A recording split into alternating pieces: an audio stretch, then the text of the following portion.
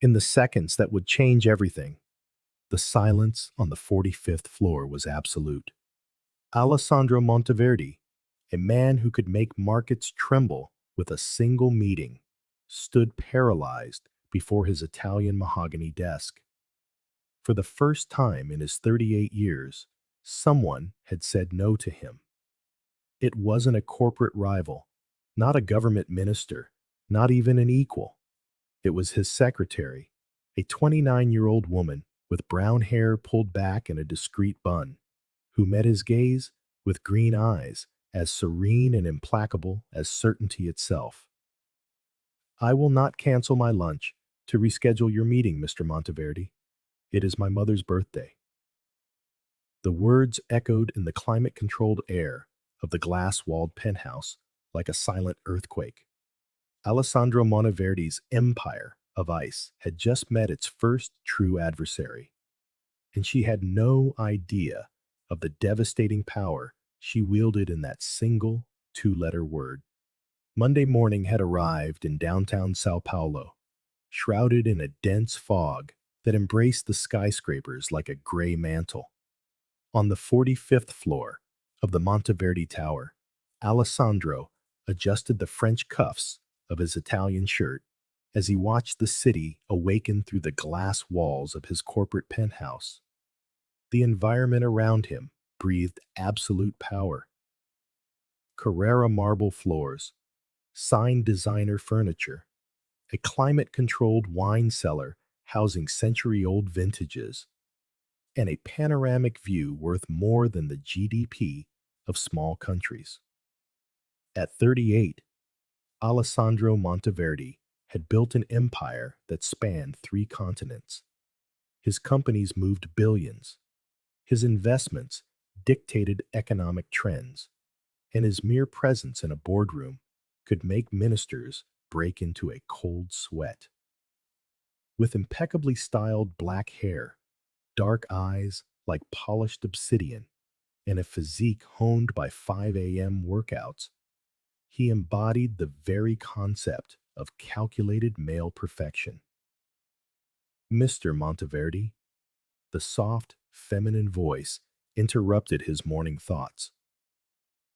Alessandro turned to find a woman he didn't immediately recognize standing at the entrance to his office. She held a leather folder and a porcelain cup that exuded the aroma of the Colombian coffee he had specially imported. You must be the new secretary. His voice carried the neutral tone he used to establish hierarchies from the very first second of contact. It wasn't a question. It was a declaration. Alessandro did not ask unnecessary questions. Helena Silveira, a pleasure to meet you. She approached with firm steps, placing the cup on the mahogany desk with a care that showed respect for the object, not the man. Your schedule for today has been reorganized. The meeting with the Japanese has been moved up to 9. Lunch with the minister remains at 12:30, and the video conference with London has been shifted to 4 p.m. to account for the time difference. Alessandro watched her as she spoke. Helena Silveira was different from the other secretaries who had paraded through his office in recent years. There was none of the nervous submission, none of the disguised admiration he was accustomed to inspiring. Her brown hair was pulled into a discreet but elegant bun, revealing a neck that seemed carved from marble. The gray suit she wore was well tailored without being provocative, professional without being masculine. And those green eyes, there was something in them he couldn't immediately decipher. Perfect. He picked up the cup, savoring the first sip of coffee, which was at the ideal temperature. I need you to cancel the lunch with the minister and reschedule for tomorrow. The meeting with the Japanese may run long, and I can't take any risks. It was then that it happened. Helena stopped organizing the documents she had brought and looked at him directly. There was no challenge in her gaze, only an unshakable serenity that stirred something strange in Alessandro's chest. A sensation he hadn't experienced in so long, It took him a few seconds to recognize it as surprise. No. The word dropped into the air-conditioned silence like a stone in a glass lake, creating invisible ripples that seemed to alter the very atmospheric pressure of the room. Alessandro felt the muscles in his jaw clench involuntarily. "I'm sorry. I will not cancel your lunch to reschedule my meeting, Mr. Monteverdi." Helena maintained her professional tone, but there was a firmness in it that cut like a sharpened blade. "It's my mother's birthday, and she is already waiting at the table I reserved 3 weeks ago at her favorite restaurant." The silence that followed was deafening. Alessandro Monteverdi, the man who had faced down Wall Street sharks, negotiated with heads of state, and turned bankrupt companies into money-making machines, found himself utterly speechless. In 38 years, no one had ever simply refused one of his requests. Not like this. Not with such devastating composure. He studied her as he would a new species discovered on a scientific expedition. Helena didn't look away, showed no nervousness, didn't try to explain herself beyond what was necessary. She simply stood her ground, like an ancient tree withstanding a gale. "Do you have any idea who you're talking to?" The question came out lower than Alessandro had intended, laced with genuine disbelief. "I do." Helena closed the folder she was holding and took a step toward the door. "I'm talking to my boss, who has just discovered that his new secretary has boundaries. The meeting with the Japanese will end promptly at 11:45, which will give you ample time to prepare for your lunch with the minister." And then she did something even more incomprehensible. She smiled. It wasn't a provocative or condescending smile. It was genuinely warm, almost maternal, as if she were dealing with a child who had just learned he couldn't have ice cream for breakfast. "Your first meeting begins in 15 minutes, Mr. Monteverdi. The documents are organized in order of priority on your desk." Alessandro watched Helena leave his office with the same natural ease with which she had entered, leaving behind only the subtle scent of a perfume he couldn't identify and a completely new sensation in his chest. Something between irritation, fascination, and a ravenous curiosity he hadn't felt in years. He walked to the panoramic window and watched the movement of people on the sidewalk, 45 floors below. From up there, they looked like ants, following predetermined, predictable, controllable routes.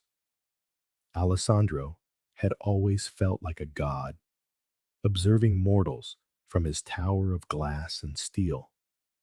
But now, for the first time, someone had ascended to his private Olympus and simply said no. The meeting with the Japanese businessman proceeded mechanically.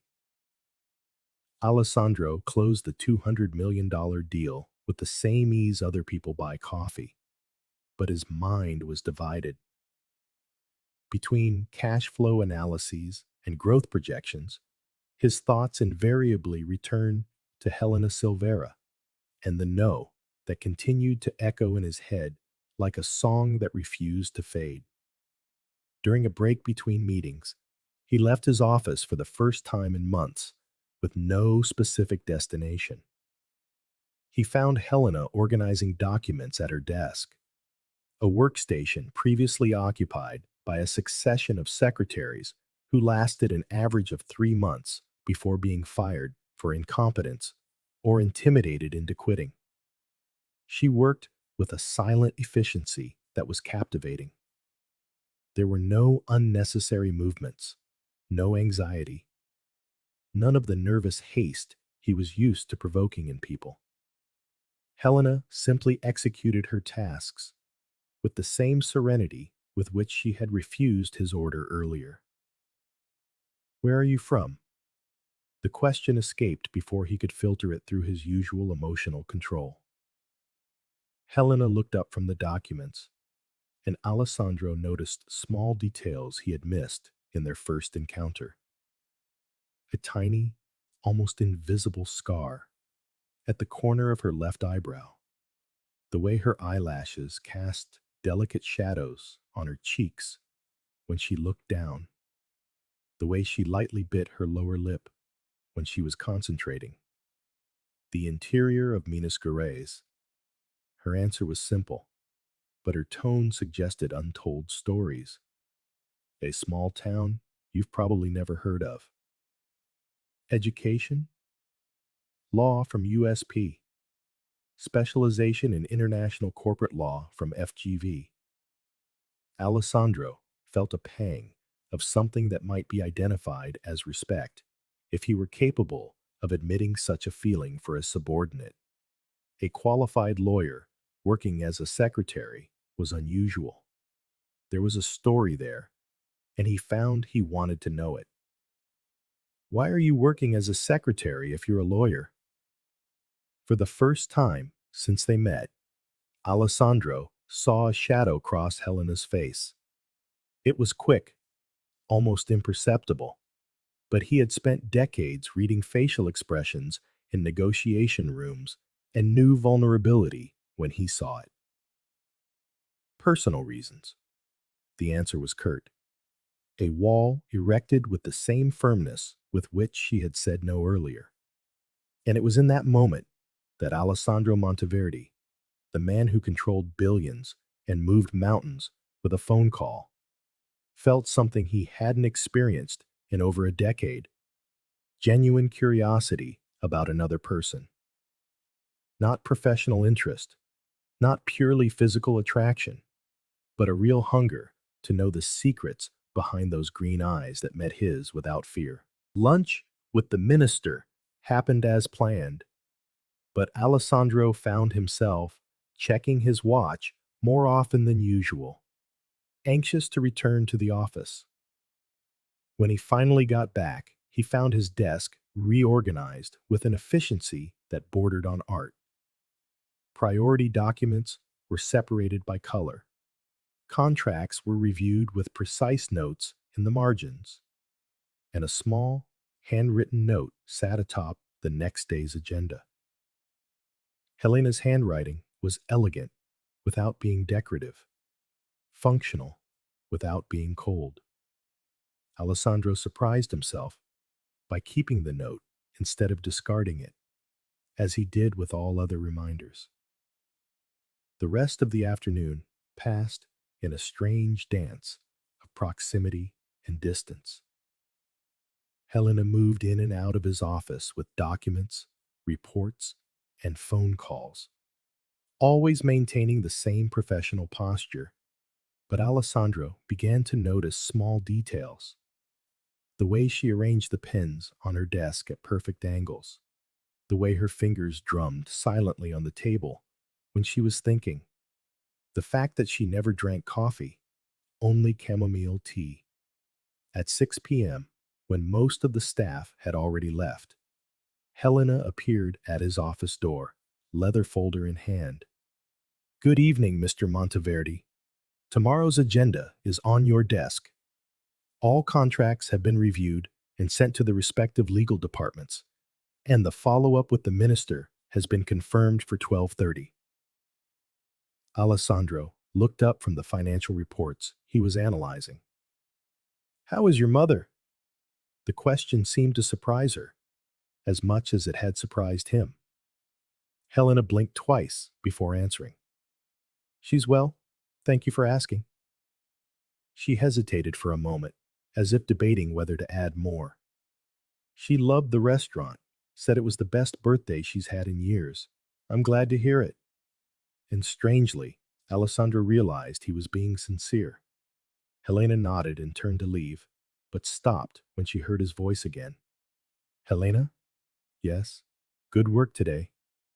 She smiled, the same warm smile from the morning, and Alessandro felt something shift in his chest, a feeling he could no longer name. "Good night, Mr. Monteverdi." When Helena was finally gone, Alessandro leaned back in his Italian leather chair and watched the city light up below. The lights of Sao Paulo stretched to the horizon like a terrestrial constellation, each point representing lives, dreams, stories he had never cared to know. But now, for the first time in decades, Alessandro Monteverdi found himself genuinely interested in someone else's story. And it had all started with a single two-letter word that no one had dared say to him in 38 years. No. As he organized the papers on his desk, Alessandro caught himself smiling. A small, almost imperceptible, but genuine smile. Tomorrow would be interesting. For the first time in years, he was eager to get to the office. Not for the deals he would close or the profits he would generate, but for the chance to discover more about the woman who had shaken the foundations of his empire with the simplest word in the dictionary. The most feared CEO in the country had just met his first true adversary, and she didn't even know the war she had started.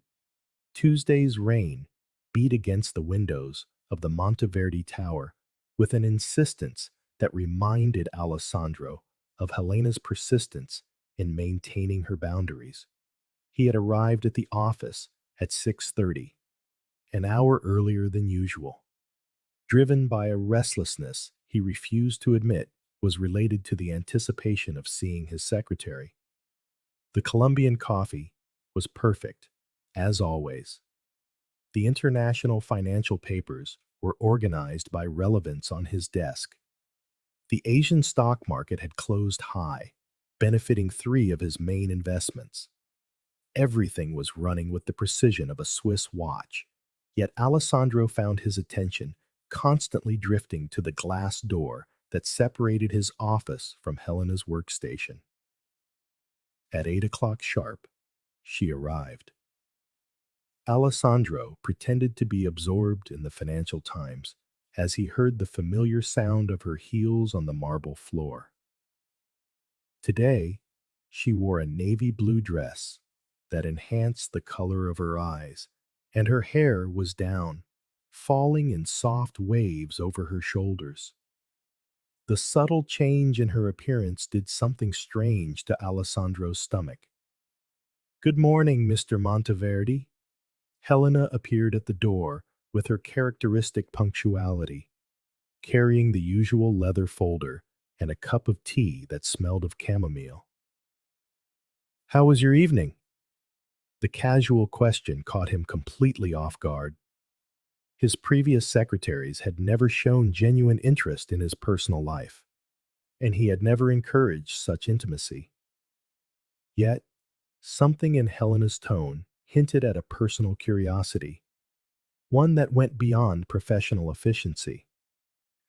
Alessandro folded his newspaper, watching as she organized documents on her desk with the same quiet effectiveness as the day before. "And yours?" Helena looked up, and he noticed a faint trace of exhaustion around her eyes, almost imperceptible shadows that suggested a restless night. "Long. My mother called 3 times to thank me for yesterday's lunch." She smiled, but there was something melancholic in her expression. "She hasn't left the house in months. Yesterday was special." Alessandro felt a pang of curiosity, but before he could form it into a question, Helena had already resumed her professional demeanor. "Your first meeting was canceled. The French consultant had issues with his flight, but I managed to reschedule for Thursday. The lunch with the German investors is still on, and I've added a video conference with Tokyo at 3 p.m. They have an interesting proposal regarding the renewable energy project." Efficient as always, Alessandro stood, adjusting the Italian tie that perfectly complemented his charcoal gray suit. "I'll need you to join me for the lunch with the Germans. They value a female presence in negotiations, and your background in law could be useful." It was the first time he had ever seen Helena hesitate. She blinked twice, as if processing conflicting information before she answered. Of course, Mr. Monteverdi. I will prepare accordingly. There was something in her tone, a forced formality, that Alessandro couldn't quite interpret, but he had no time to analyze it. His phone rang with an urgent call from London that demanded his immediate attention. The restaurant chosen for the lunch was Terrazzo Italia on the 41st floor of the Copacabana building. The panoramic view of São Paulo stretched in every direction, creating the perfect backdrop to impress European investors. Alessandro had reserved the corner table, the one that offered the most dramatic view of the city and, coincidentally, the most privacy. When Helena appeared in the restaurant's lobby, Alessandro felt the air catch in his lungs for a fraction of a second. She had changed from her navy blue dress into an even more elegant ensemble, a cream silk blouse and a black pencil skirt that highlighted her discreet but undeniable curves. Her hair was swept into a low chignon that revealed the graceful curve of her neck, and she wore only a delicate pearl necklace that Alessandro suspected was a family heirloom. You look appropriate. The word came out huskier than he intended, and Alessandro felt a flash of irritation with himself for failing to maintain complete control of his reactions. Thank you, Helena smiled, but there was something different in her eyes, a vulnerability she was striving to conceal. It's been a while since I've been in this kind of environment. Before Alessandro could question what she meant, Klaus Weber and Dietrich Müller arrived, bringing with them their Germanic punctuality and the serious demeanor characteristic of German businessmen. Introductions were made in English, and Alessandro watched with growing fascination as Helena transformed before his eyes. The woman who maintained such rigid boundaries in his office revealed herself to be a natural negotiator. She spoke fluent German, a detail Alessandro was completely unaware of, and demonstrated an impressive knowledge of international law and European markets. When Klaus Weber questioned the legal aspects of the proposed contract, Helena responded with a precision that made both Germans lean forward, genuinely interested. Fräulein Silveira, Dietrich Müller said, cutting a piece of grilled salmon. Your analysis of the European Union's tax implications is remarkably precise. Where did you study international law? Harvard. Helena's answer was simple, but it hit Alessandro like a punch to the gut. Harvard. His secretary had studied at Harvard. Impressive, Klaus Weber murmured. And what brought you back to Brazil? For the first time during the lunch, Alessandro saw Helena falter. She took a sip of mineral water, and he noticed an almost imperceptible tremor in her hand. Family circumstances. Her voice remained professional, but there was an edge to it that Alessandro recognized as poorly disguised pain. Sometimes we have to make choices that prioritize the heart over a career. The Germans nodded with respect. They understood family values, and the conversation returned to the technical aspects of the investment. But Alessandro could barely focus on the numbers. His mind was racing, processing the revelations about Helena. Harvard, fluency in German, specialized knowledge in international law. A lawyer of her caliber could be earning millions in any elite firm in the world. What had brought her back to work as a secretary? The lunch was an absolute success. The Germans closed the 50 million euro investment, impressed as much by the proposal as by Alessandro's team. As they finally said their goodbyes, in the restaurant lobby, Klaus Weber whispered something in German in Helena's ear, which made her blush faintly. What did he say? Alessandro asked as they waited for the elevator. That you're a lucky man to have such a competent assistant. Helena kept her eyes fixed on the elevator's descending numbers, and that I should consider working in Germany if I ever grew tired of Brazil. Alessandro felt a pang of something he refused to recognize as jealousy. And what did you say? That my place is here? The simplicity of her answer should have reassured him, but Alessandro found that he wanted to know more, much more. The ride back to the office was silent, but it was a different kind of silence than usual. There was a tension in the air, a mutual awareness that hadn't existed before the lunch. Alessandro watched Helena from the corner of his eye, noticing how she stared out the car window with a melancholic expression he had never seen before. Harvard! He finally broke the silence as they reached the underground parking garage of Monteverdi Tower. What about Harvard? Helena turned to face him, and Alessandro saw a mixture of defiance and resignation in her eyes. That's the kind of information a person omits from a resume.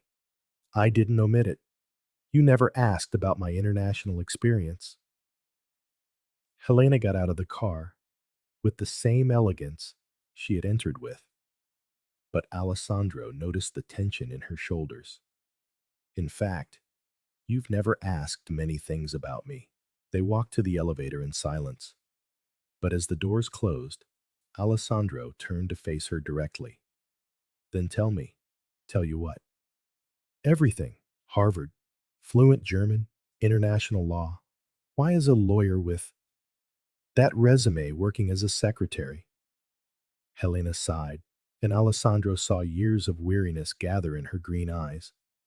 Because sometimes life forces you to choose between your dreams and your responsibilities. She leaned back against the elevator wall, and for the first time since they had met, Alessandro saw her as truly vulnerable. My mother was diagnosed with multiple sclerosis 2 years ago. The treatment is expensive. She needs constant care, and I'm all she has. Something tightened in Alessandro's chest. You gave up an international career to take care of her. I didn't give it up. I postponed it. Helena lifted her chin with a dignity that made Alessandro feel something dangerously close to admiration. When she's stable, when I've saved enough to guarantee her long-term care, maybe I'll resume my international career. The elevator reached the 45th floor, but neither of them moved as the doors opened. Why didn't you tell me this before? Because I didn't want your pity. Helena exited the elevator and headed for her desk. But Alessandro followed her. Pity? He stepped closer, subtly invading her personal space. What you inspired in me today wasn't pity, Helena. She stopped organizing her documents and faced him. What was it then? Respect? The word came out softer than Alessandro intended, laden with a sincerity that surprised him. And curiosity. Curiosity. Alessandro took another step toward her and noticed how her pupils dilated slightly. The air between them seemed to electrify. Curiosity about the woman who says no to me, who studied at Harvard, who speaks fluent German, and who sacrifices a brilliant career for love. He paused, studying every nuance of her expression. You are no ordinary secretary, Helena Silveira. No, she whispered, and Alessandro saw something ignite in her eyes. I am your employee, and you are my boss. The reminder of their professional hierarchy should have been a bucket of cold water, but strangely, it had the opposite effect. The implicit prohibition in Helena's observation only intensified the attraction Alessandro felt growing between them. Yes, he murmured, not moving away. I am. For a moment that seemed to stretch into eternity, they simply looked at each other. Alessandro could hear her breathing, could smell the subtle perfume she wore, could see the quickening pulse in her neck. He raised his hand, almost touching her face, when his phone rang with the insistence of an emergency. The spell was broken. Helena quickly stepped back, returning to her desk as if nothing had happened. Alessandro answered the phone with a brusqueness that made his legal assistant stammer on the other end of the line. The rest of the afternoon passed in a careful dance of proximity and distance. Helena moved in and out of his office with her usual efficiency, but Alessandro noticed she avoided meeting his eyes directly. When she leaned over his desk to show him documents, he would catch her scent and had to force himself to focus on business. At 7 in the evening, when most of the staff had already left, Helena appeared at his office door. I'm leaving, Mr. Monteverdi. Tomorrow's schedule is confirmed, and the German contracts are being prepared by the legal department. Alessandro looked up from his reports. How are you getting home? Subway and bus. She adjusted the strap of her handbag on her shoulder. Why? It's raining. Alessandro stood, picking up his car keys from the desk. I'll take you. That's not necessary. Helena. The way he said her name made her stop mid-sentence. It wasn't a request.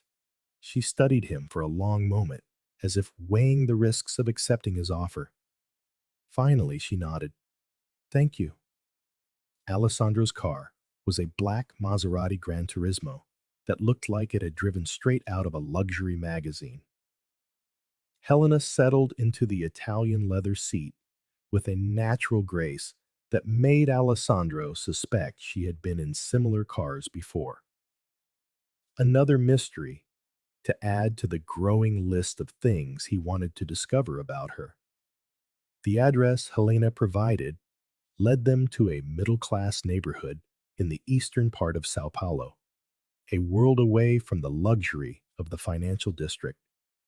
It was a stark contrast to Alessandro's world, but there was something welcoming about the tree-lined streets and houses with small but well-tended gardens. This is it. Helena pointed to a single-story house, painted a pale yellow, with a small porch where a few plants hung in colorful pots.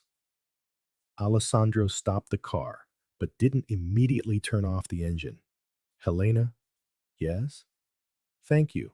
For lunch today, you were exceptional. She turned to face him, and Alessandro saw her expression soften. You're welcome. It was nice to use my skills again. Do you miss it? International law? Helena looked at the yellow house through the rain-streaked windshield. Every day. The answer was a whisper, laden with a painful honesty. But I don't regret my choice. Alessandro watched her get out of the car and run to the porch, shielding herself from the rain. She turned to wave before going inside, and he saw an older woman appear at the window, presumably her mother, smiling at the sight of her daughter's arrival. As he drove back to his penthouse in Moema, Alessandro found himself thinking about the difference between their two worlds. His was made of glass and steel, luxury and loneliness. Hers was made of sacrifice and love, simplicity and purpose. For the first time in his life, Alessandro Monteverdi wondered which of their worlds was truly richer, and the question haunted him through the sleepless night that followed. The proposal came on a rainy Thursday, disguised as a professional necessity. Alessandro was studying the contracts from the Chilean mining company when the idea formed in his mind with the clarity of a revelation. 3 days in Campos do Jordão to close the most important deal of the quarter. The meeting required a private setting, far from the hustle of São Paulo. and naturally, he would need specialized assistance. Helena, his voice echoed through the office as he pressed the intercom. She appeared in less than a minute, carrying her usual leather folder and a cup of tea that steamed aromatically. It had been 2 weeks since the lunch with the Germans, and Alessandro had become painfully aware of every detail about her, the way she bit her lip when she was concentrating, how her eyes lit up when she spoke about complex legal issues, the way a rebellious strand of hair always escaped her chignon by the end of the day. We need to travel. He kept his tone professional, but watched her reaction closely. The Chileans want to close the mining deal, but they're insisting on a more intimate setting. I've booked the company villa in Campos do Jordão for the weekend. Helena blinked twice, a habit Alessandro had come to recognize as a sign that she was processing complex information. When? Tomorrow afternoon. We'll be back Monday. He paused deliberately. It will be a delicate negotiation. I need someone who understands the subtleties of international law. I understand. Helena adjusted the folder in her hands, but Alessandro noticed a subtle tension in her shoulders. I'll prepare all the necessary documentation. Helena? Yes? It will be an intense working weekend, an isolated environment, long hours of meetings. He studied her carefully. Are you sure you can get away? Your mother? For the first time, Alessandro saw something approaching irritation cross Helena's face. My mother is stable, Mr. Monteverdi. I am professional enough to fulfill my responsibilities. She squared her shoulders. Unless you are questioning my competence. Far from it. Alessandro smiled. A small but genuine smile. I'm just making sure you're comfortable with the situation. I am. But on Friday, when the company driver arrived to pick them up, Alessandro saw that Helena was far from comfortable. She wore an impeccable gray suit and carried a small, elegant suitcase, but there was a rigidity in her posture that suggested someone bracing for a battle. The Monteverdi holding villa in Campos do Jordão was one of Alessandro's secret refuges. Built in the style of an alpine chalet, with natural stone and noble woods. It was nestled among century-old Araucaria pines, commanding a breathtaking view of the Mantiqueira Mountains. It had only 5 suites, a meeting room with a grand fireplace, a subterranean wine cellar, and a myriad of details that had cost more than most people earn in a lifetime. It's impressive, Helena murmured as they stepped out of the car, her eyes taking in the architecture that seemed to have sprung organically from the mountain landscape. I bought it from a German businessman who was going bankrupt. Alessandro took the bags himself, a display of chivalry that surprised them both. He had invested 5 years and 20 million euros in its construction. I got it for a quarter of the price. Helena followed him along the stone path that led to the main entrance. He must have been desperate. He was. Alessandro held the door for her. Sometimes you have to be ruthless in business, and that doesn't bother you? To take advantage of another's desperation? The question should have sounded like a criticism, but there was only genuine curiosity in Helena's voice. Alessandro found himself considering an honest answer instead of his usual corporate rationalization. It used to not bother me. He set the bags down in the main hall, where a check crystal chandelier cast patterns of golden light across the antique wood floor. Lately, I've been questioning some of my practices. Helena met his gaze with an intensity that made him feel exposed. What changed? Alessandro could have given an evasive answer, but something about the intimate atmosphere of the chalet, so far from the glass and steel of his corporate tower, compelled him toward the truth. You. The word hung in the air between them, like hearth smoke, heavy with meanings neither was ready to fully explore.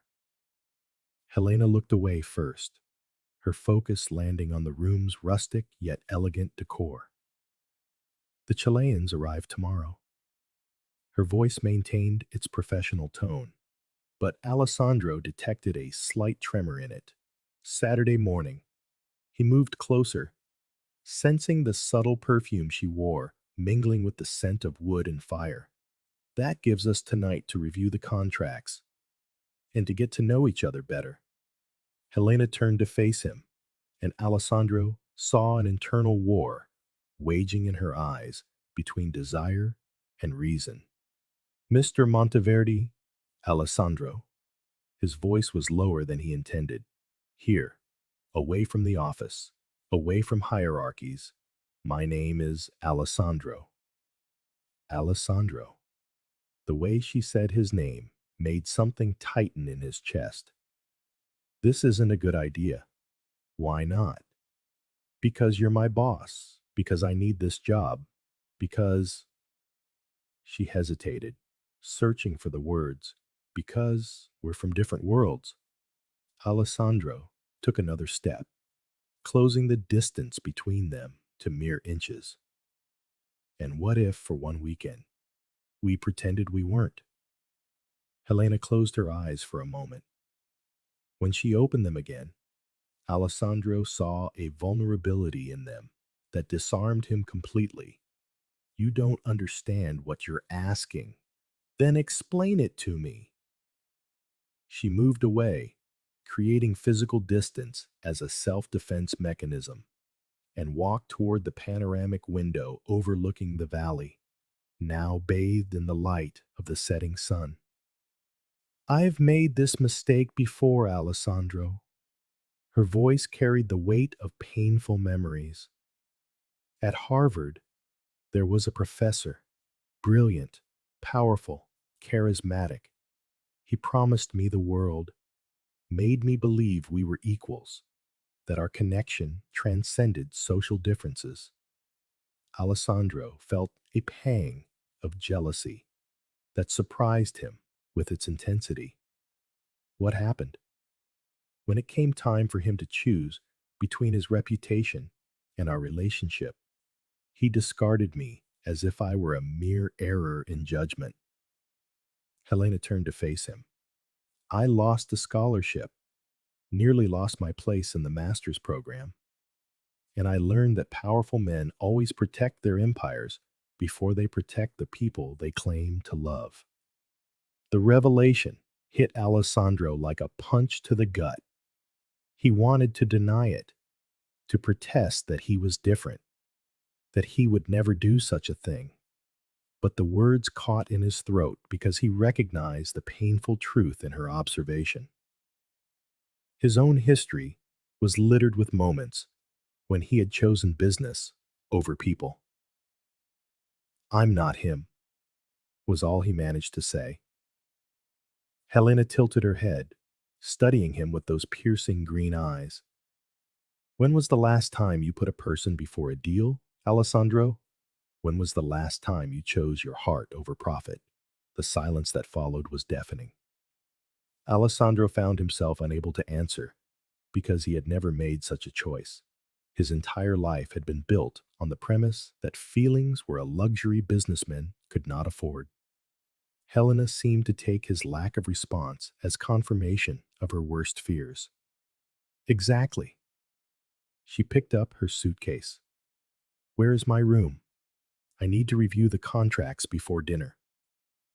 Alessandro watched her ascend the solid wood staircase, each step increasing the physical and emotional distance between them. He had planned this weekend as an opportunity to explore the growing attraction between them. But Helena had just erected walls that seemed insurmountable. Dinner was served in the chalet's intimate dining room, where a table for two was set before the crackling fireplace. Helena came down promptly at 8, wearing a simple but elegant dress in a wine red hue that enhanced the color of her skin. She had let her hair down, and it fell in soft waves over her shoulders. Alessandro had to make a conscious effort to breathe normally. The contracts are in order. She sat at the table, maintaining her professional posture. I've identified 3 clauses that could be problematic for the Chileans and have prepared alternatives. Efficient as always. Alessandro poured wine, a Brunello di Montalcino, from an exceptional vintage, but Helena covered her glass with her hand. Thank you, but I don't drink while on a job. Technically, we aren't working right now. Helena met his gaze across the candlelit table. Technically, we are always working when I'm in your presence. Alessandro took a sip of the wine, savoring the drink's complexity, while he considered the complexity of the woman before him. Tell me about your childhood. The change of subject seemed to surprise her. Why? Because I want to know you, the real person, not just the professional. Helena hesitated, toying with the linen napkin in her lap. I grew up in Diamantina. My father was a high school history teacher. My mother taught piano to the neighborhood children. A melancholy smile crossed her face. We were poor in money, but rich in books, music, and conversations around the dinner table. Are your parents still alive? My father died when I was a sophomore in college. A massive heart attack at 52. The pain in her voice was palpable, even after all these years. My mother never fully recovered from the loss. When she was diagnosed with multiple sclerosis, I knew I couldn't abandon her the way my father was forced to. Alessandro felt something clench in his chest.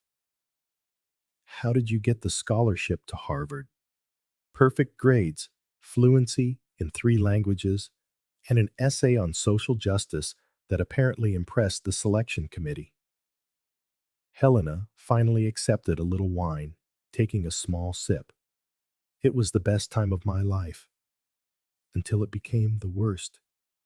The professor, Dr. Jonathan Whitmore, International Law Department.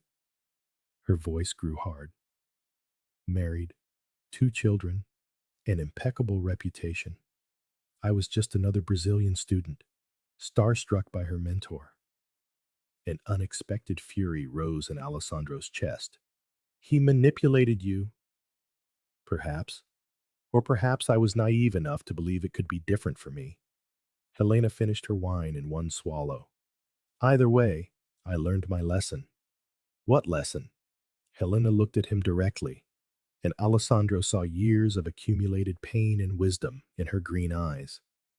That men like you, powerful, accustomed to getting everything you want, see women like me as temporary entertainment.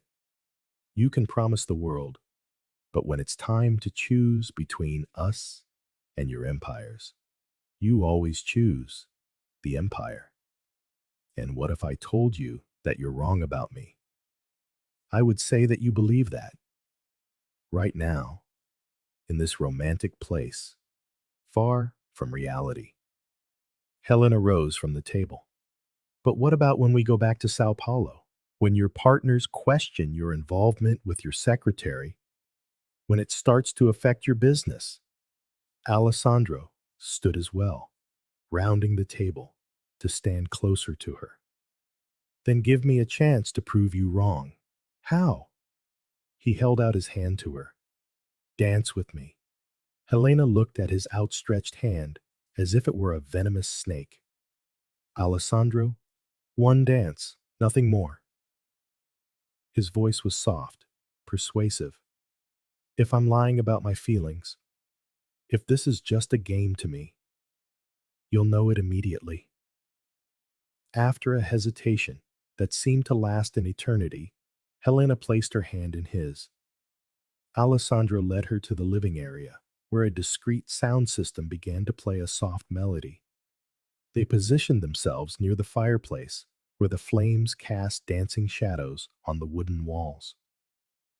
The first thing Alessandro noticed was how perfectly Helena fit in his arms.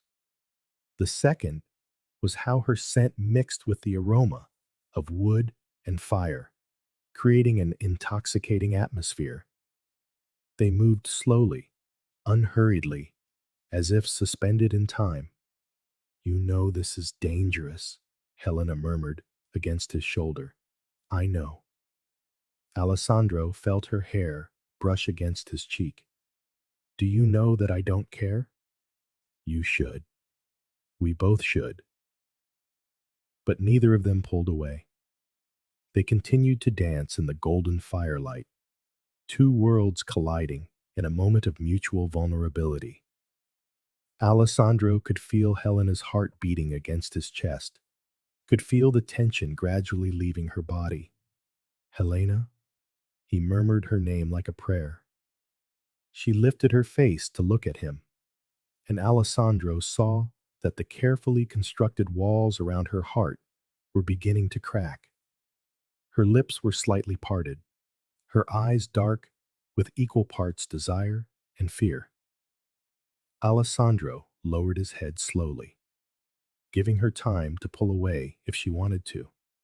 But she didn't move. Instead, she closed her eyes and leaned toward him, like a flower leaning toward the sun. The kiss, when it finally happened, was soft at first, a hesitant touch of lips that gradually deepened into something more urgent. Alessandro felt Helena sigh against his mouth, felt her hands grip his shirt, as if he were the only solid thing in a world that had suddenly become unstable. When they finally broke apart, they were both breathing heavily. Helena stared at him with wide eyes, as if she couldn't believe what had just happened. That was a mistake, she whispered, but she didn't move from his arms. It was perfect, Alessandro said, caressing her face as if she were made of precious porcelain. Alessandro, I can't. We can't. Why not? Because I won't survive another heartbreak. The words came out like a confession torn from her soul.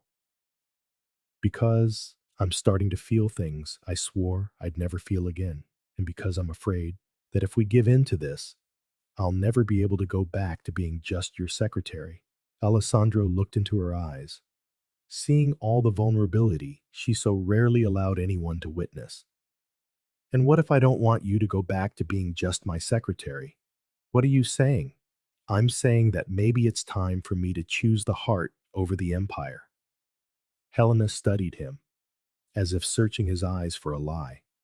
What she saw there must have frightened her, because she pulled away abruptly, creating a physical distance between them. I I need to think. She turned toward the stairs. Good night, Alessandro. He watched her climb the steps, disappearing into the shadows of the upper floor. Alessandro was left alone in the living room, the sound of the crackling fire the only company for the turbulent thoughts that filled his mind. For the first time in his life, Alessandro Monteverdi had offered a woman more than his money or his power. He had offered his heart, and for the first time, he wasn't sure if it would be enough. The game had become dangerous in ways he had never anticipated, and the most terrifying part was he no longer wanted to play by the old rules. 3 weeks after the weekend in Campos do Jordão, Alessandro discovered it was possible to die slowly of unrequited desire. Helena had returned to the office the following Monday with a professional courtesy that was even more rigid than before, as if the kiss by the fire had been a shared dream they had both agreed to forget. But Alessandro couldn't forget. The taste of her lips, the sighing sound she had made as she gave in to the moment, the way her body had fit so perfectly against his. It all haunted him during important meetings, distracted him during video conferences, and kept him awake through endless nights. Helena, for her part, had become an even more efficient version of herself. She arrived earlier, left later, anticipated his needs with surgical precision, and maintained a fortress of professionalism that seemed insurmountable. It was as if she had built a fortress around herself, and Alessandro found himself simultaneously frustrated and impressed by her sheer determination. Then came the invitation that would change everything. The Swiss have confirmed, Alessandro announced on a hazy Thursday morning, just as Helena entered his office with the daily reports. The Clean Energy Consortium negotiation will be in Gstaad. They're insisting we discuss the terms on their home turf. Helena didn't look up from the documents she was organizing. When? This weekend. We fly out Friday night, return Monday. Alessandro watched her carefully, searching for any flicker of a reaction. This is a 500 million euro deal, Helena. I need the best legal counsel possible. Finally, she met his gaze. There are dozens of lawyers, specializing in international law, who could accompany you. But none of them know me the way you do. The words hung in the air, heavy with a double meaning, and he saw the implication register on her face instantly. Alessandro, she sighed. In the very use of his first name, something she had religiously avoided since Campos do Jordão, revealed just how deeply the situation was affecting her. Don't you think it would be more appropriate to take someone else? Appropriate for whom? For both of us. Alessandro stood, rounding the desk to close the distance between them. Helena, we are two professional adults. We can keep this under control. She let out a laugh, but it was a hollow, mirthless sound. Control? You think we have any control over this? No, Alessandro admitted, with a candor that surprised even himself. But I'm willing to pretend we do, if it means having you by my side for the most important negotiation of my career. Helena studied him for a long moment, and Alessandro could see an internal battle reflected in her green eyes. 3 days? 3 days. Purely professional. Purely professional, he echoed, as if she were trying to convince herself as much as him. All right, she said, her voice firm. I'll prepare all the necessary documentation. The flight to Zurich was an exercise in civilized torture. They flew first class, occupying adjacent seats that converted into private sleeping pods for the overnight journey. Alessandro feigned sleep, watching Helena through slitted eyelids. He saw how she shifted restlessly, how she bit her lip when she thought no one was looking, how her hands trembled slightly as she reached for a glass of water. Gustave greeted them with a biting cold and a landscape that looked torn from a postcard. The chalet reserved by the Swiss company was nestled in the heart of the ski resort, a structure of timber and stone that breathed understated luxury and alpine charm. Separate rooms, Alessandro had ensured, a decision he now questioned as he watched Helena admire the breathtaking view of the Alps through the panoramic window of her suite.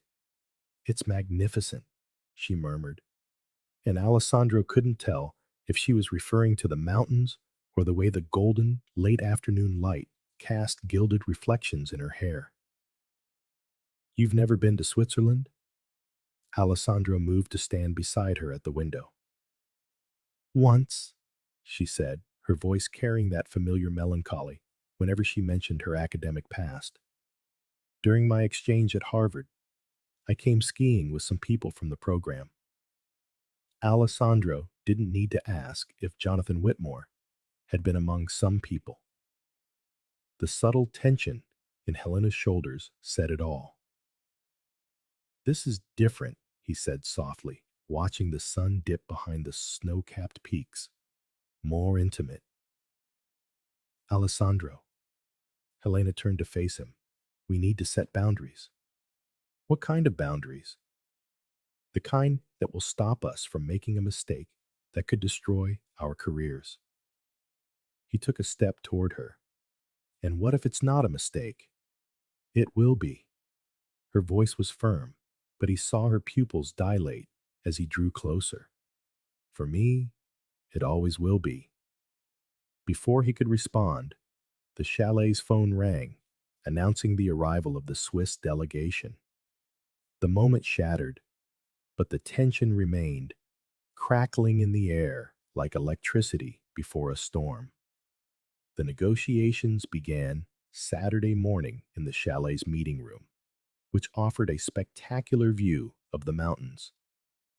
The Swiss, Klaus Zimmermann, Werner Hoffmann, and Greta Müller arrived promptly at 9, bringing with them their culture's characteristic precision and contracts more complex than Alessandro had anticipated. It was then that Helena showed exactly why she had been accepted to Harvard. She dissected the contracts with surgical precision, identifying problematic clauses Alessandro had missed, proposing alternatives that protected both parties' interests, and negotiating in fluent German with a competence that left the Swiss delegation visibly impressed. Fräulein Silveira, Klaus Zimmermann said during a lunch break, your analysis of European environmental law is extraordinarily precise. Where did you develop such expertise? International environmental law was my specialization at Harvard, Helena replied, taking a sip of white wine. An exception, Alessandro noted, to her rule of not drinking during work. I wrote my dissertation on clean energy policies in emerging economies. Alessandro felt a surge of pride that caught him off guard. Helena wasn't just his assistant, not just the woman he was falling for. She was a formidable intellectual force, one who deserved to be on the other side of the table as an equal, not an aide.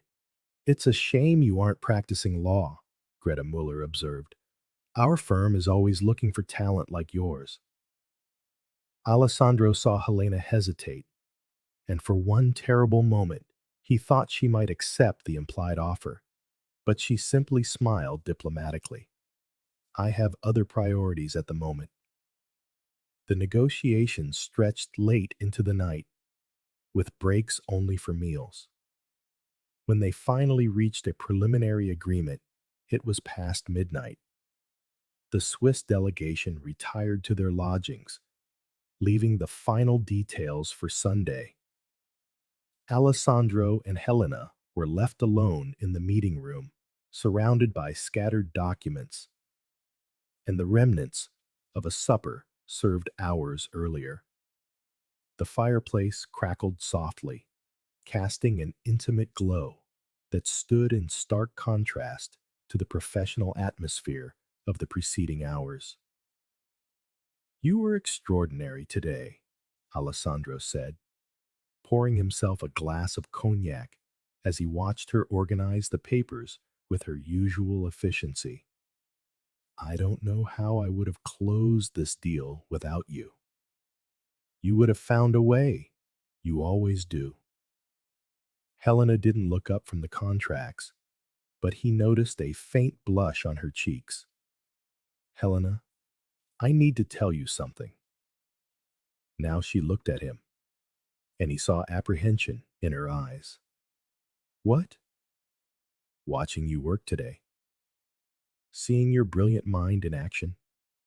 It was one of the most attractive things I have ever witnessed. He moved closer. You shouldn't be working as an assistant. You should be running your own international law firm. Helena sighed. Alessandro, we've been over this. No, you don't understand, he interrupted. I'm offering you something, a partnership, your own legal division within Monteverdi Holdings, total autonomy, an unlimited budget, a salary that will allow you to care for your mother and still build the career you deserve. The silence that followed was deafening. Helena stared at him as if he had spoken in an unknown language. In exchange for what? Her voice was dangerously low. In exchange for nothing. Because you deserve it. Because you're brilliant. Because Alessandro hesitated. Because I'm in love with you. And I want you to be happy. The words hung in the air between them, a confession that changed everything. He saw a storm of emotions cross her face: surprise, desire, fear, and then rage. No! She recoiled as if he had physically struck her. No, you can't do this. Do what? Use your position of power to manipulate me. Her voice rose an octave, laced with a pain he couldn't comprehend. That's exactly what he did, Alessandro. Golden offers, promises of brilliant careers, declarations of undying love. Helena, this isn't that, isn't it? She laughed, a bitter, broken sound. Then explain to me how this is any different from Jonathan offering me a research position in his department after we got involved. Explain to me how this isn't you using your power to buy me.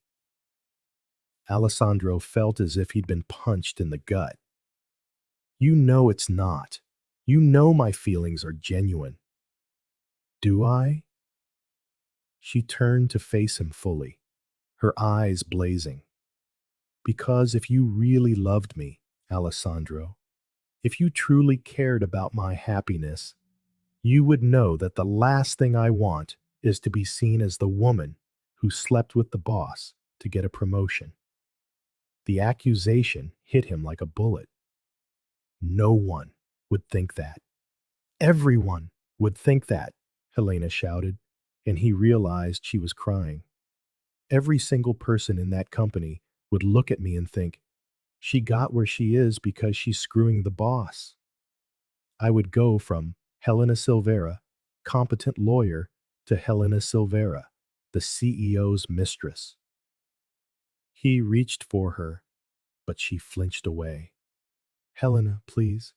Do you want to know why I took the job as your assistant? Her voice was raw with emotion. Because it was the one position where I could maintain my integrity, where I could be competent without anyone questioning how I got the job. I would never question your competence. You wouldn't, but everyone else would. And deep down, I would always wonder if I truly earned the opportunities you gave me, or if they were just byproducts of your affection. Alessandro felt his world unraveling. So what are you saying? Helena wiped the tears from her face with the back of her hand, composing herself with a strength that broke his heart. I'm saying this needs to end. Now. Before we hurt each other more than we already have. You can't just ignore what's between us. I can, and I will. She walked to the door, pausing just before she left. Alessandro, I'm in love with you too, and that's precisely why I have to leave. The words struck him like lightning. Helena, wait. But she was already gone, leaving him alone in the meeting room with the echo of her confession and the devastating sound of her heels retreating down the hall. Alessandro sank into one of the leather armchairs, the glass of cognac forgotten on the table. For the first time in his life, he had offered a woman everything he had: love, a career, a future. And she had refused him, not because she didn't return his feelings, but because she returned them too much.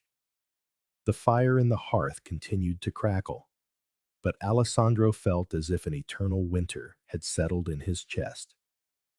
Outside, the snow had begun to fall, blanketing the mountains in a white shroud that mirrored the desolation in his heart.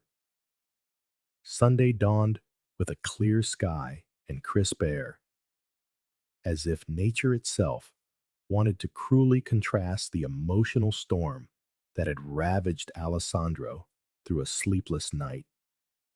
The final negotiations with the Swiss proceeded mechanically. Contracts were signed. Hands were shaken. 500 million euros secured. Helena was present, efficient as ever, but it was as if she had become a ghost of herself. She answered when spoken to, took notes when necessary, but carefully avoided any direct eye contact with him.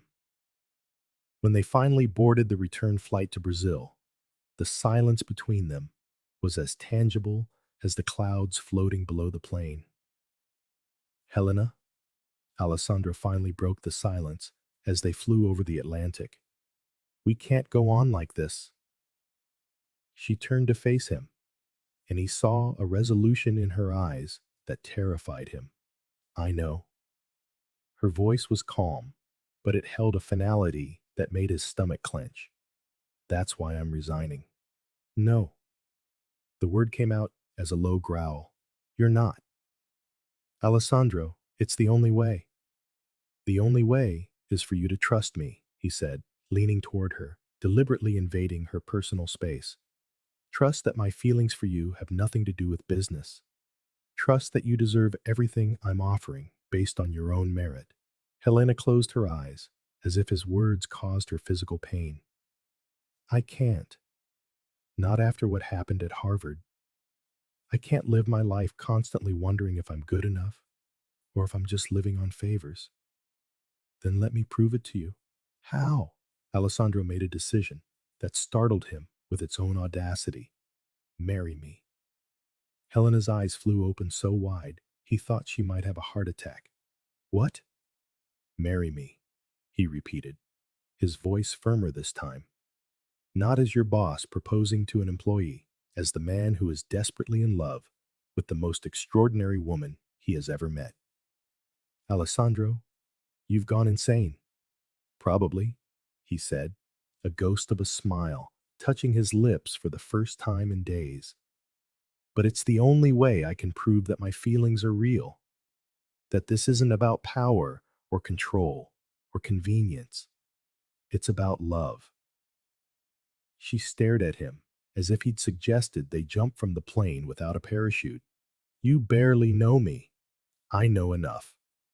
I know you sacrifice everything for your family.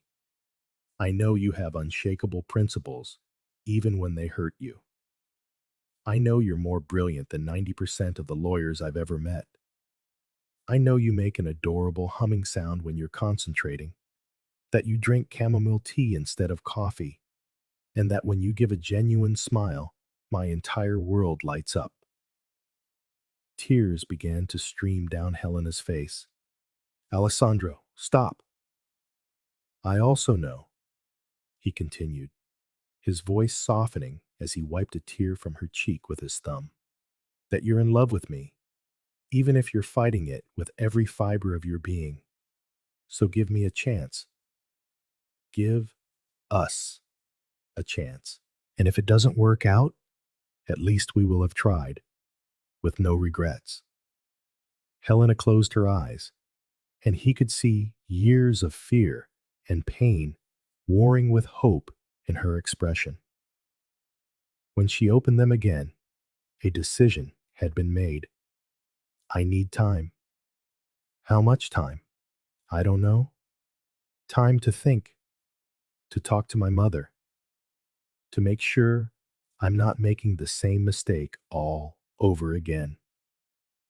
Alessandro nodded, though every part of him screamed against the idea of giving her space now that he had finally breached her defenses. As long as you need, thank you. The rest of the flight passed in a different kind of silence. It was no longer heavy with tension, but with unexplored possibilities that hung in the air like unspoken promises. When they landed in São Paulo on Monday morning, Alessandro knew he had reached a point of no return. He had offered his heart and his life to a woman who had every reason not to trust men like him. Now, all he could do was hope that love would be enough to conquer fear. But as he watched Helena disappear into the airport terminal, pulling her suitcase and the broken pieces of both their hearts, Alessandro wondered if he hadn't just lost the only thing that truly mattered. The most feared CEO in the country had been defeated once again, this time by the most devastating possibility of all, a final goodbye. It had been 3 months since Helena resigned by email on a gray Tuesday, with a professional formality that couldn't quite mask the pain behind each carefully chosen word. 3 months since Alessandro had read that resignation letter 12 times in a row, searching for some clue, some hope, some sign that the door hadn't closed completely. For personal reasons, I request my immediate termination from the position of executive assistant. I am grateful for the opportunity for professional growth and for the knowledge acquired during my time at the company. Knowledge acquired. As if the most intense 3 months of both their lives could be summarized as a corporate learning experience. Alessandro had tried calling dozens of times. The phone would ring until it hit voicemail, and Helena's voice, recorded when they still worked together, would repeat the same professional message he had memorized word for word. He had sent flowers that were returned, letters that went unanswered. He had even considered hiring a detective to find her. But the voice of his conscience, which sounded suspiciously like Helena herself, reminded him that this was exactly the kind of controlling behavior she feared. So, Alessandro did something he had never done in his 38 years of life. He waited, and as he waited, he changed. The first change was subtle. He began greeting employees in the hallways, asking about their families, remembering the names of spouses and children. Marina, from accounting, nearly fainted when he asked about her husband's surgery. Roberto, from legal, was visibly confused when Alessandro praised a report that would normally have received only a curt nod of approval. The second change was more drastic. Alessandro implemented a health assistance program that covered treatments for chronic illnesses of family members, specifically thinking of people like Helena's mother. He established scholarships for employees to pursue specializations abroad. He created a policy of flexible leave for family caregivers. The third change sent shockwaves through the corporate world. Alessandro Monteverdi donated 50 million reais to multiple sclerosis research without seeking any tax or publicity benefits. The donation was made, the press release stated, in the name of an extraordinary woman who taught me that true power lies in serving others. But the fourth change was the most radical of all. Alessandro started therapy. Tell me about your father. Dr. Patricia Mendez observed Alessandro from the armchair opposite him in her elegant clinic in Moema. It was Thursday afternoon, a time he had religiously reserved for these sessions for the past 2 months. My father was, Alessandro hesitated, still getting used to the vulnerability that therapy demanded. A man who believed that emotions were a sign of weakness, that love was a luxury businessmen couldn't afford. And you spent your life trying to prove him right? No, trying to prove I was worthy of him. The realization hit Alessandro like a lightning strike. Every deal closed, every company acquired, every victory won. All to earn the approval of a man who had died 15 years ago without ever once saying he was proud. And Helena? Dr. Mendez asked. Alessandro smiled, the first genuine smile in months. Helena made me realize that I am not my father. that I can be powerful and vulnerable, wealthy and compassionate, successful and capable of love. Then why are you here, Alessandro, instead of with her? The simple question carried the weight of 3 months of self-discovery. Because I need to be sure that I've truly changed, not just for her, but for me. I need to ensure that if she gives me a second chance, it will be with the version of myself who deserves to be with someone like her. Dr. Patricia nodded. And do you think you've reached that point? Alessandro was silent for a long moment, sincerely analyzing the most important question of his life. I think I'm ready to find out. The following Friday, Alessandro did something his executives considered temporarily insane. He canceled all his meetings for the week, delegated urgent decisions to his team of vice presidents, and drove 200 kilometers to a town in the interior of Minas Gerais that didn't appear on most corporate maps.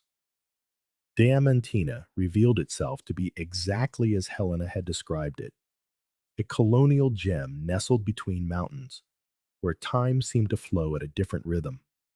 Stone streets, centuries-old churches, colorful houses that told stories of generations past. It was the absolute opposite of the glass and steel skyscrapers that formed Alessandro's universe, and he understood immediately why Helena had been forged here before she set out to conquer the world. Finding her house was surprisingly easy. Diamantina was still small enough that a stranger driving a Maserati drew considerable attention. A lady in the bakery not only provided the address of the Helena girl who came back from São Paulo, but also a detailed summary of her current situation, complete with opinions on how that young woman worked too hard to care for her mother alone. The Silveira house was a simple but elegant colonial building, painted light blue with white windows and a small porch where pots of geraniums created bursts of color. A well-tended garden surrounded the property, and Alessandro could hear the sound of a piano drifting through the open windows, a melancholic melody he recognized as Chopin. He remained in the car for nearly an hour, watching the house like a benevolent stalker, gathering the courage. For a moment, he had rehearsed 1,000 times in his mind what he would say, how she would react, whether she would simply slam the door in his face. The music stopped abruptly, and Alessandro saw a familiar figure appear in the living room window. Even from a distance, he immediately recognized Helena's silhouette. She seemed smaller, more fragile than he remembered, and there was something in her posture that suggested a deep weariness. Before he could lose his nerve, Alessandro got out of the car and walked to the front door. His heart was beating so loudly he wondered if the neighbors could hear it. He took a deep breath and rang the bell. Footsteps approached, and Alessandro heard the voice that had haunted his dreams for months. "Who is it?" "It's me." His own voice came out hoarser than he intended. "Alessandro." The silence that followed seemed to last an eternity. Then, slowly, Alessandro heard the key turn in the lock.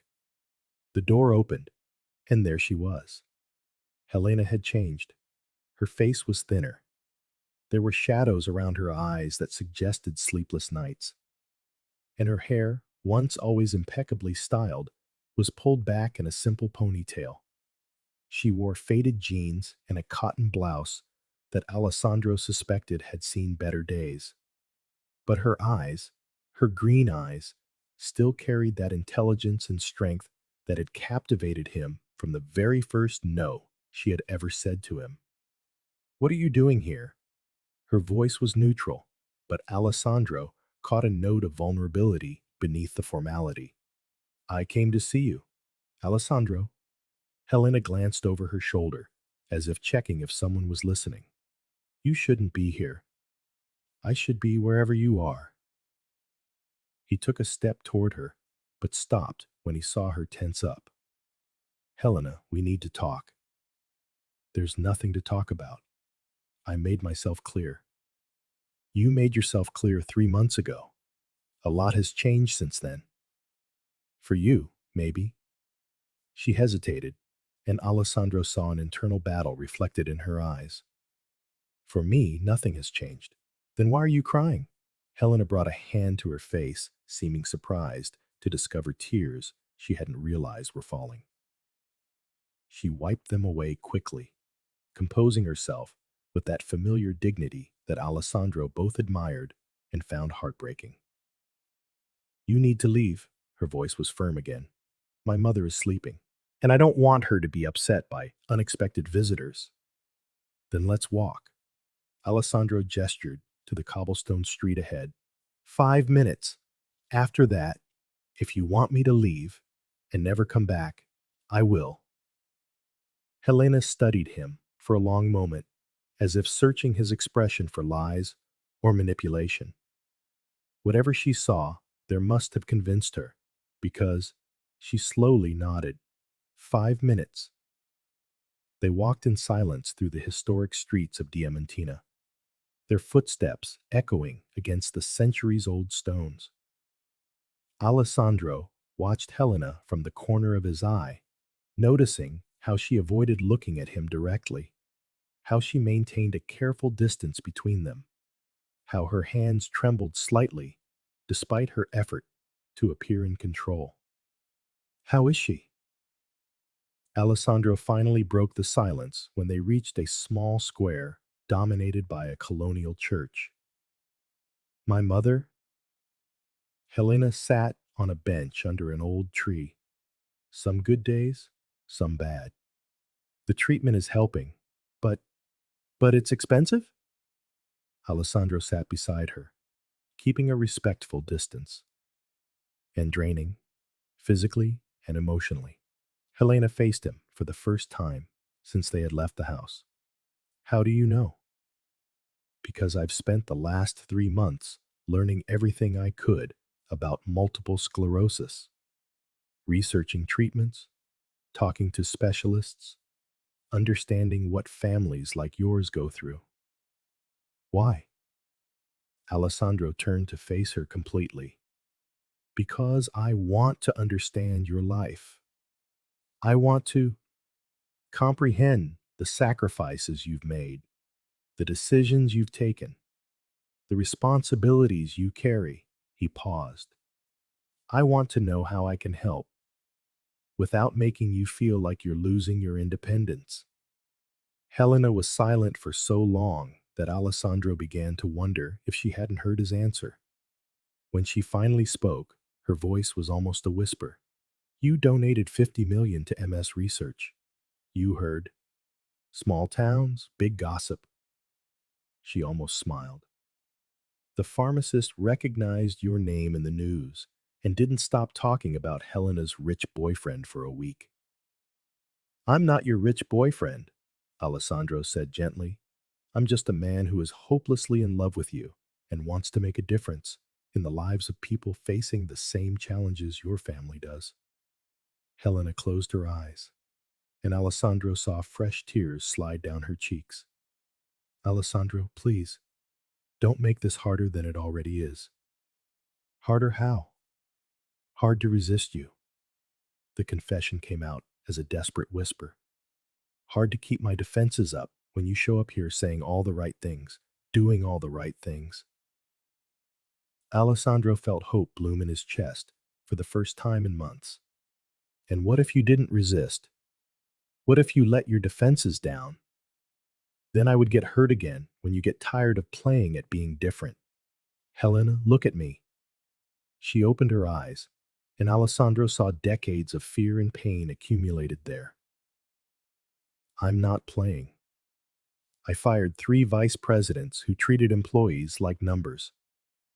I implemented wellness policies that my board considers commercially unviable. I spent 2 months in therapy, unlearning 38 years of emotional conditioning. Why? Because you showed me the kind of man I want to be. Not the man my father was, not the man the corporate world expects me to be, but the man you deserve. Alessandro stood up from the bench and, to Helena's utter shock, knelt before her on the centuries-old cobblestones of the square. Alessandro, what are you doing? Something I should have done 3 months ago. He took a small velvet box from his pocket. Not an ostentatious, expensive ring, but a simple white gold band with a discreet, solitary diamond. Helena Silveira, will you marry me? Alessandro. Helena stared at him as if he had lost his mind. You can't just show up here and, I can, and I am, he interrupted. But this time, I'm not asking as the CEO of Monteverdi Holdings. I'm not offering careers or opportunities or professional advantages. I'm asking as Alessandro, a man who has learned that true power is loving someone more than himself. And your company, your business, your life in Sao Paulo? My company runs perfectly well without my presence 24/7. I've discovered that in the last few weeks. My business can be conducted from anywhere with a decent internet connection. And my life, he smiled, my life only makes sense wherever you are.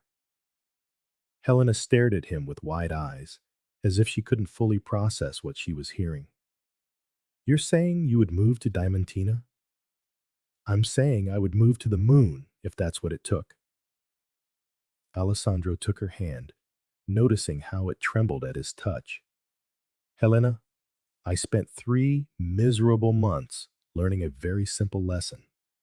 Nothing I've built, nothing I've achieved, nothing I own has any value if I don't have you to share it with. And what if I say yes?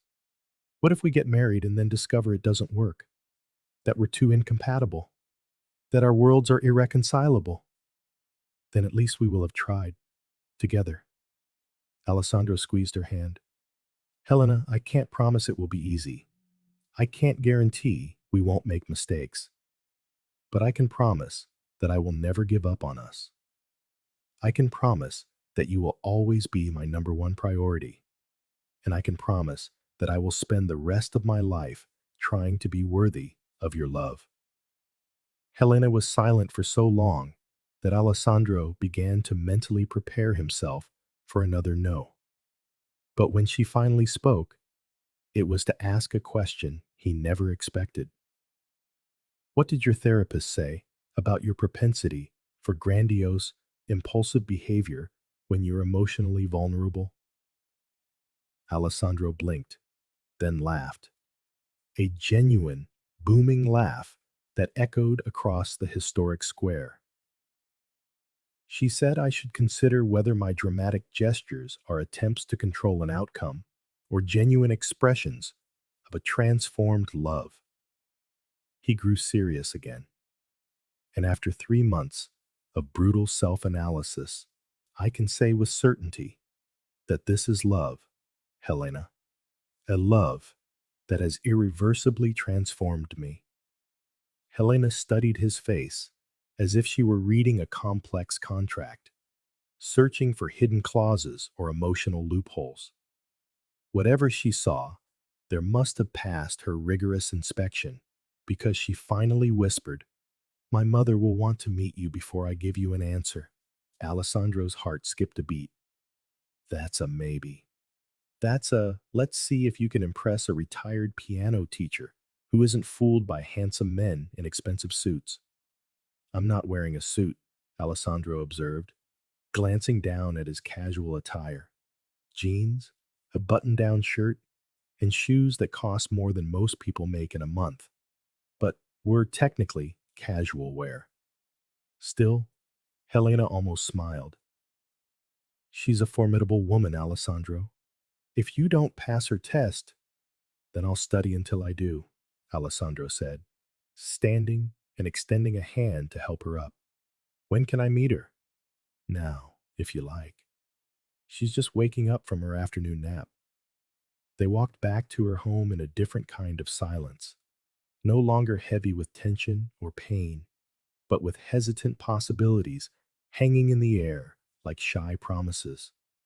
Alessandro noticed how Helena kept a smaller distance between them, how their fingers occasionally brushed against each other. Helena's mother proved to be exactly as her daughter had promised, formidable. Donna Carmen Silveira was 62, with silver hair pulled into an elegant bun and eyes as green as her daughter's, which seemed capable of reading souls. She received Alessandro in the modest but cozy living room with the polite scrutiny of someone accustomed to vetting the suitors of her piano students. So, you are the famous Alessandro. Her voice carried a soft regional accent, but there was steel beneath the gentility. Helena has told me a great deal about you. I hope it wasn't all bad, Alessandro replied, accepting the cup of coffee she offered. Oh, it was all dreadful. Donna Carmen smiled, and Alessandro saw where Helena had inherited her sense of humor. A rich, powerful, arrogant man who made my daughter cry for 3 consecutive months. Alessandro felt his cheeks flush.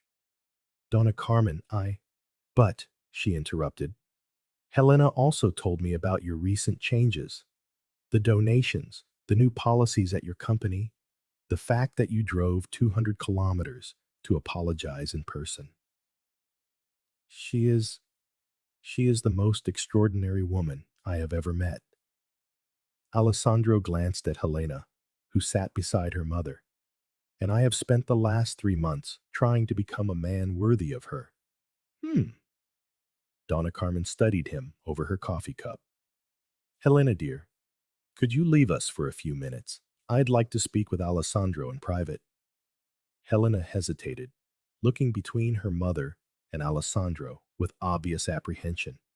Mother, go for a walk in the garden, child. I need to better understand this young man's intentions. When the fellow were alone, Donna Carmen leaned back in her worn leather armchair and fixed Alessandro with the intensity of a seasoned interrogator. Do you love her? With every fiber of my being. Why?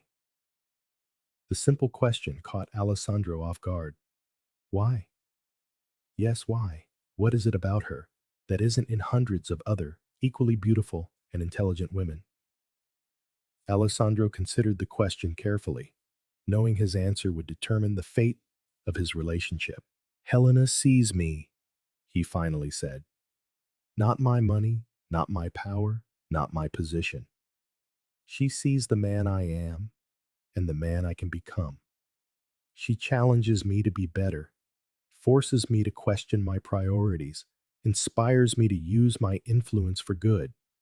And when she gets old, when her beauty fades, when the passion lessens, he paused. Donna Carmen, with all due respect, Helena isn't just beautiful. She is, she is like an entire library condensed into a single person. Every conversation with her teaches me something new. Every day by her side would be a discovery. Alessandro leaned forward. As for passion, well, after 3 months apart, where I thought of her every single day, I can assure you my feelings have only intensified. Donna Carmen nodded slowly. And my illness? The fact that Helena will likely need to care for me for the next 20 or 30 years? Donna Carmen, if Helena agrees to marry me, you will not be her responsibility. You will be my family, too. Alessandro spoke with a sincerity that surprised even himself. I have enough resources to ensure you have the best care available. And more importantly, I have enough love to ensure you never feel like a burden. Donna Carmen's eyes welled with tears. You know she has been hurt before? I do, and I know I am the one who needs to prove I deserve her trust again. How do you intend to do that? Alessandro smiled. One day at a time, forever, if she'll let me. Donna Carmen was silent for a long moment, studying Alessandro as if she were reading the pages of his soul. Finally, she nodded. Helena, she called out, you can come back in, dear. Helena appeared instantly, suggesting she had been waiting anxiously just outside the door. And? She asked, looking between Alessandro and her mother. And, Donna Carmen smiled, I think you should give this man an answer to his question. Alessandro felt his heart stop completely. Helena turned to face him, and in her eyes, he saw the same vulnerability he'd seen in the chalet, in the São Paulo penthouse, on the plain over the Swiss Alps. Alessandro, she began, and he braced himself for any answer. Yes. The word was almost inaudible, but Alessandro heard it as if she had shouted it. Yes? Yes, Helena repeated, stronger this time, a smile spreading across her face like the dawn. Yes, I will marry you. Alessandro shot to his feet so quickly he nearly knocked over the coffee table. In 2 strides he was in front of her, taking her hands as if they were precious treasures. Are you sure? I'm sure that I'm in love with you. I'm sure that I want to try and build a life together. And I'm sure that if you can impress my mother, you can do anything. Alessandro slid the ring onto Helena's finger with hands that trembled with emotion. It was a perfect fit, just as they were, he discovered, despite all their superficial differences. I love you, he murmured against her forehead. I love you too. And then, in the modest living room of a colonial house in Diamantina, watched over by a wise woman who had taught her daughter that true love is worth any risk, Alessandro Monteverdi and Helena Silveira kissed with the passion of people who had almost lost the only thing that truly mattered. Outside, the sun was setting behind the mountains, painting the sky in golden hues that promised a new dawn. And for the first time in 3 months, they both genuinely believed that the best was yet to come. The country's most feared CEO had finally been conquered, not by a no this time, but by a complete surrender to the transformative power of a yes, whispered with love. The war was over. Love had won. 1 year later, the farm Alessandro bought, a 40-minute drive from Diamantina, was a centuries-old estate that had once belonged to a family of coffee growers. Overlooking the mountains and surrounded by fields where horses grazed freely, it was the perfect opposite of his glass-walled penthouse in São Paulo. Helena found Alessandro in the office he'd set up in the renovated barn, a space that combined cutting-edge technology with 200-year-old wooden beams. He was on a video conference with Tokyo, gesturing animatedly while explaining something about sustainability in 3 different languages.